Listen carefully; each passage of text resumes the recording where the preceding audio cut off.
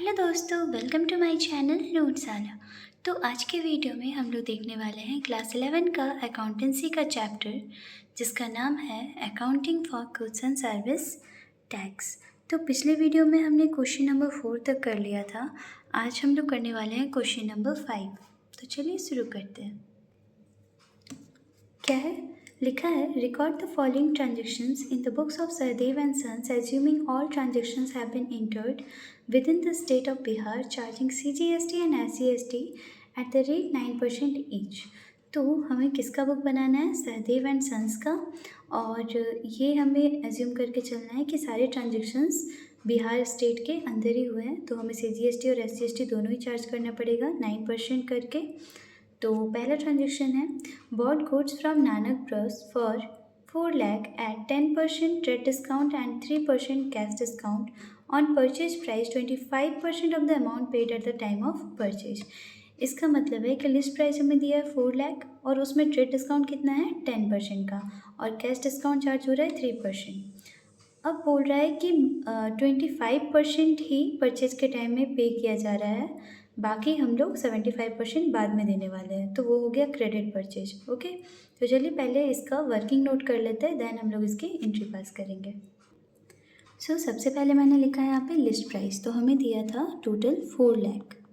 Okay, 4 lakh rupees.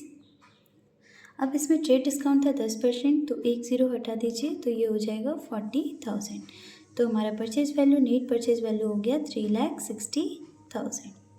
Okay, next अब मैंने यहाँ पे 3 कॉलम्स बनाए हैं। पहला ये तो परचेज वैल्यू वगैरह हो गया जो हम लोग करने वाले हैं, बाकी क्रेडिट परचेज, कैश परचेज और टोटल का कॉलम। तो परचेज वैल्यू टोटल कितने का था? 3,60,000, तो हम यहाँ पे लिख देंगे 3,60,000। ओके, अब इसमें से हमने मात्र 25% ही कैश परचेज किया, मतलब 25% ही पे किया है। ओके, सो 25% 3,60,000 का कितना हो जाएगा? It will be 90,000। और बाकी जो बचे, तो या तो आप माइनस करके लिख सकते हो या यहाँ पे 75% निकालो 3,60,000 का, तो हमें मिल जाएगा 2,70,000। ओके, नाउ इसमें हमें क्या माइनस करना है? Cash discount. अगर आप पुराने एडिशन वाले बुक है आपके पास, तो उसमें पहले CGST और SGST चार्ज किया गया है, तब कैश डिस्काउंट माइनस किया गया है, बट वैसे नहीं करना है। जो नया एडिशन आया है उसके हिसाब से पहले आप डिस्काउंट निकालिए, कैश डिस्काउंट, देन आप CGST और SGST चार्ज करोगे। सो यहाँ पे हमने पहले क्या करना है? कैश डिस्काउंट माइनस करना है। 3% कैश डिस्काउंट है, तो जो हमने कैश में परचेज किया उसी में मिलेगा, तो क्रेडिट परचेज में हमें कोई भी डिस्काउंट नहीं मिलेगा, तो हम लोग इसको सीधा उतार देंगे 2,70,000 कैश। अब इसमें 90,000 का 3% हो जाएगा 2,700। ओके, सो हमें कितना मिलेगा? माइनस कर दीजिए इसको, तो 87,300। तो ये डिस्काउंट यहाँ पे भी हम लोग लिख लेते हैं टोटल। टोटल मतलब किसका टोटल? इन दोनों का। तो ये हो गया। अब इसमें इसको माइनस करेंगे तो ये हो जाएगा 3,57,300। ओके, नेक्स्ट आगे है, अब CGST हमें चार्ज करना है। तो CGST क्रेडिट परचेज में भी लगेगा और कैश परचेज में भी। तो 2,70,000 का 9% हो जाएगा 24,300। अब जो CGST है वही SGST, तो सेम इसमें भी उतार दीजिए। नेक्स्ट कैश में बात करें तो 87,300 का 9% हो जाएगा 7,857, और ये भी हो जाएगा 7,857। अब इन दोनों को अगर हम लोग प्लस करेंगे तो हमें मिल जाएगा 32,157, और ये भी सेम 32,157। ओके, नाउ अब सबको ऐड कर लेते हैं। 2,70,000 प्लस ये GST, तो टोटल हो जाएगा 3,18,600। इसकी बात करें तो ये हो जाएगा 1,03,014। ये तीनों को हमने ऐड किया। अब इन तीनों को ऐड करते हैं तो ये हो जाएगा 4,21,614। आप चाहो तो इसमें हाईलाइट कर सकते हो कि कौन कौन सा हमें एंट्री में चाहिए। ओके, सो हमें ये परचेज वैल्यू चाहिए जो हम लोग परचेज में लिखेंगे। नेक्स्ट ये डिस्काउंट की वैल्यू हो गई जो हमें कैश डिस्काउंट मिला, ठीक है। और ये GST जो है क्रेडिट प्लस कैश टोटल, ये दोनों GST ये हमारा एंट्री में लगेगा। और बैंक का कौन सा जाएगा? ये वाला जो हम लोग चेक से पे कर रहे हैं, चेक से नहीं सॉरी, कुछ नहीं दिया है तो हम लोग कैश मान लेते हैं। तो कैश से पेमेंट कितना कर रहे हैं, 1,03,040, ठीक है। सो परचेज हमारा कितना था, तो 3,60,000 जो हमारा परचेज वैल्यू आया था। जीएसटी दोनों को जोड़ के 32,157, इसमें भी 32,157। बैंक से हम लोग, यानी बैंक नहीं सॉरी कैश से हम लोग पे कर रहे थे 1,03,014, और डिस्काउंट रिसीव हुआ था हमें 2,700 का, और नानक ब्रॉस मतलब वो क्रेडिट परचेज हमारा था 3,18,600। ओके, नेक्स्ट क्वेश्चन है, sold goods to Kumar and sons for 2 lakh at 20% trade discount and 5% cash discount on sales price 60% of the amount receive by cheque. हम सेल कर रहे हैं कुमार एंड सन्स को 2 लाख का, उसमें ट्रेड डिस्काउंट दे रहे हैं 20% और कैश डिस्काउंट दे रहे हैं 5%। अगर वो तुरंत पे करते हैं तो ठीक है। सो हमें कितना तुरंत रिसीव हो रहा है चेक से, 60%। चलिए इसका भी वर्किंग नोट करते हैं। तो इसमें हो जाएगा, हम लोग 2 लाख का सेल कर रहे हैं, तो यहाँ पे हो जाएगा लिस्ट प्राइस 2 लाख। अब 2 लाख का तो सेल नहीं कर रहे, उसमें ट्रेड डिस्काउंट भी दे रहे हैं, तो कितना 20%।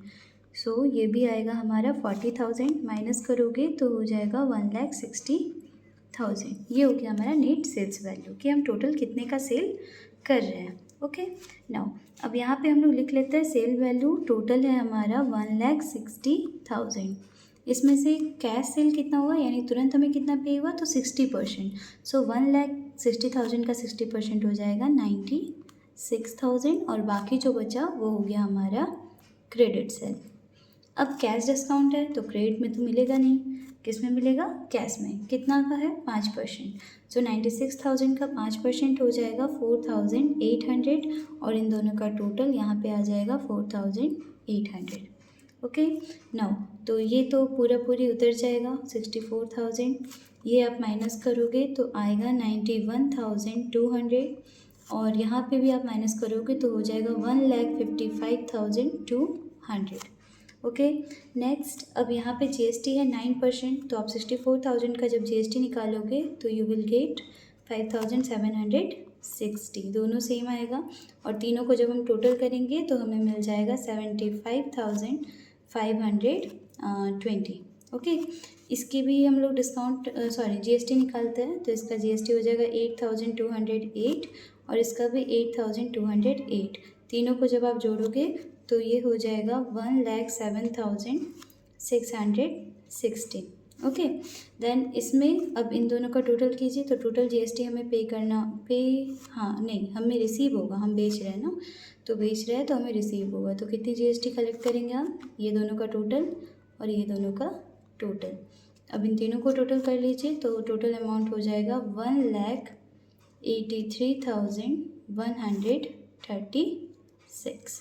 अब हमें किस किस चीज़ों का काम है, तो ये हो गया हमारा बैंक वाला अमाउंट, ये हो गया हमारा क्रेडिट सेल, ठीक है, ये हो गया डिस्काउंट, और ये हो गया सेल्स वैल्यू, कहाँ है ये, ठीक है, और ये हो गया जीएसटी, टोटल जीएसटी हमें कितना चार्ज हो रहा है, ये दोनों, ठीक है। तो चलिए लिख लेते हैं इसे।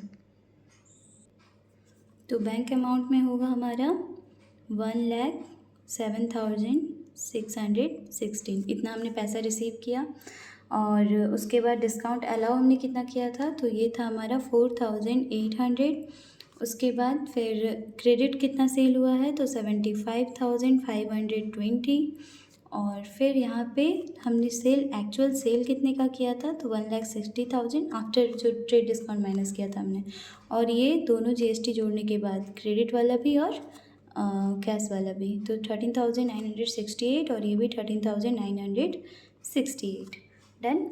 अब नेक्स्ट है हमारा receive from Gopichand 38,000 by cheque after deducting 5% cash discount, यानी हमने गोपीचंद से 38,000 का एक चेक रिसीव किया है, उसमें 5% का कैश डिस्काउंट है।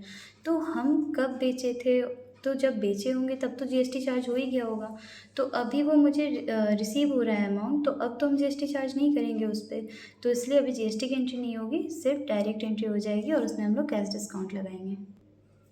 सो मैंने यहाँ पे एंट्री कर ली है bank account debit, discount allowed account debit to Gopichand account. Bank में हमारा कितना जाएगा, तो मेरा बैंक में पहले मुझे पे उसने किया है 38,000 और 5% डिस्काउंट है, ठीक है। तो इसका मतलब ये 2,000 हो जाएगा और ये दोनों को जोड़कर हो जाएगा 40,000। तो इसका मैं कैलकुलेशन करके आपको दिखाती हूँ। देखिए वो मुझे 5% हम उसे कैश डिस्काउंट दे रहे हैं ना, तो सपोज उसे 100% पे करना था, राइट, और मैंने उसे 5% डिस्काउंट दे दिया, यानी एक्चुअल वो मुझे कितना पेमेंट कर रहा है, 95%। तो ये 95% कितने के बराबर है, 38,000 के बराबर, इतना वो मुझे पे कर रहा है। तो मुझे क्या निकालना है, ये 5% वाला कि डिस्काउंट अमाउंट कितना होगा। तो या तो हाँ, या तो आप 5% डायरेक्ट निकाल लो, या आप 100% से भी कर सकते हो कि 100% निकालने के बाद माइनस कर सकते हो, पर हम लोग डायरेक्ट 5% ही निकाल लेते हैं। तो यहाँ पे हो जाएगा 5, ये क्रॉस जाता है, ठीक है। तो ये हो जाएगा 5 इंटू 38,000, ये दोनों मल्टीप्लाई हो जाएगा और बाई में जाएगा आपका ये वाला रिवर्स, ठीक है। तो यहाँ पे आप कर लो इसको, तो ये हो जाएगा 5 1 जा 5, 5 19 जा 95 और फिर 19 के टेबल में 2 बार में आता है 38, तो ये हो गया 2,000। ओके, तो अब इसका मैं सेव कर लेती हूँ, यानी टोटल कर लेती हूँ। तो ये हो जाएगा 6,52,250 और ये भी हो जाएगा 6,52,250। नेक्स्ट ट्रांजेक्शन है pay 20,000 for rent by cheque. Cheque से हमने रेंट पे किया है 20,000 का, तो ये एक्सपेंसेस नेचर का है, तो डेबिट हो जाएगा rent account debit, input CGST account debit, input SGST account debit to bank account. तो हम रेंट हमें कितना पे करना था, तो रेंट हमें पे करना था 20,000, सो वी विल राइट 20,000। इसका 9% हो जाएगा 1,800 और ये भी हो जाएगा 1,800 और सबको जब टोटल करेंगे तो हमें मिल जाएगा 23,600। ओके, नेक्स्ट क्वेश्चन है paid 50,000 for salary by cheque. Cheque से हम लोग सैलरी पे कर रहे हैं 50,000 का। तो ये मैं पहले भी बता चुकी हूँ कि सैलरी एग्जेम्प्ट होता है, इसमें कोई भी GST नहीं लगती है। तो salary account debit to bank account और 50,000 हम लोग कर रहे हैं, तो यहाँ पे डायरेक्ट लिखेंगे हम लोग 50,000 और यहाँ पे भी हो जाएगा 50,000। ओके, नेक्स्ट है goods worth 10,000 distributed as free sample. Free sample में हम लोग बांट रहे हैं गुड्स को, ठीक है। तो इसका एंट्री हो जाएगा, so advertisement account debit to purchase to input CGST to input SGST। तो हमने गुड्स परचेज किया था 10,000 का, इसमें 9% GST लगा था, तो ये हो गया 900 और ये भी हो जाएगा 900। तो टोटल हम कितने खर्च कर रहे हैं, 11,800 रुपये, 11,800। नेक्स्ट है 5,000 due from Chandrakant are bad debts, यानी कि चंद्रकांत से ड्यू था, मतलब हमें मिलना था, पर वो बेड डेब्ट हो गया, हमारे लिए लॉस हो गया। सो इसकी नॉर्मल एंट्री हो जाएगी bad debts account debit to Chandrakant account और यहाँ पे चला जाएगा हमारा 5,000 और ये भी हो जाएगा 5,000। ओके, नेक्स्ट है सोल्ड हाउस होल्ड फर्नीचर, यानी घर का एक फर्नीचर हमने बेचा 15,000 का and the proceeds were invested into business, और उसे हम बिजनेस में इन्वेस्ट कर दिए। तो ये एक तरह से कैपिटल इन्वेस्टमेंट ही हो गया। सो इसीलिए मैंने यहाँ पे एंट्री लिखी है cash account debit to capital account और अमाउंट वही 15,000 चला जाएगा। So we will write 15,000 here. Okay, so अब हम सारे को जब टोटल करेंगे तो हमें मिल जाएगा 7,57,650, इसमें भी 7,57,650। तो ये था मेरा आज का वीडियो। अगर अच्छा लगा हो तो प्लीज़ लाइक कीजिए, शेयर कीजिए, कमेंट कीजिए और अगर आप नए हो तो जल्दी से इसे सब्सक्राइब कर लीजिए। Thank you so much.